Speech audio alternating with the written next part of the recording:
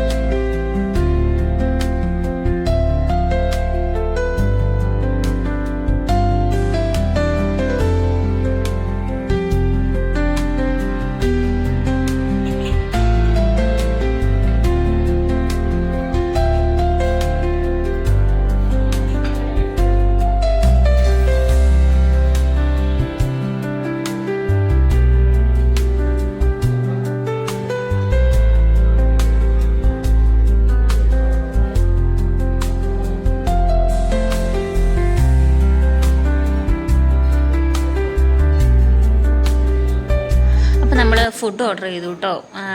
ഞാൻ mixed fried റൈസാണ് ഞാൻ ഓർഡർ ചെയ്തത്. ഇച്ചായനൊക്കെ പൊറോട്ടയും ബീഫാണ് ഓർഡർ ചെയ്തത്.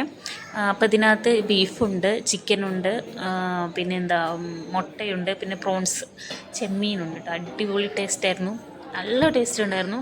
അപ്പം ഞാൻ കുറേ നാളായിട്ട് ഇങ്ങനെ ഫ്രൈഡ് റൈസ് കഴിക്കണം എന്നിങ്ങനെ ആഗ്രഹിച്ചിരുന്ന സമയത്താണ്. അപ്പോൾ ഇവിടെ കയറിയപ്പോൾ എനിക്ക് മിക്സഡ് ഫ്രൈഡ് റൈസ് മതി എന്ന് പറഞ്ഞു. പക്ഷേ അതിനകത്ത് പിന്നെ എല്ലാ സാധനങ്ങളും ആവശ്യത്തിൽ കൂടുതലുണ്ടായിരുന്നു കേട്ടോ. ഒരുപാട് ഇഷ്ടപ്പെട്ടു എനിക്ക്, നല്ല രസമുണ്ടായിരുന്നു. അപ്പം ഞാൻ നല്ല ആസ്വദിച്ച് കഴിച്ചു. പിന്നെ അതിൻ്റെ കൂടെ ബീഫും ഒക്കെ ഞാൻ കഴിച്ചിട്ടുണ്ട്. ബീഫ് ഫ്രൈ, ഞാൻ പൊറോട്ടയുടെ കൂടെ വാങ്ങിച്ച ബീഫ് ഫ്രൈ ഒക്കെ ഞാൻ കഴിച്ചിട്ടുണ്ട്.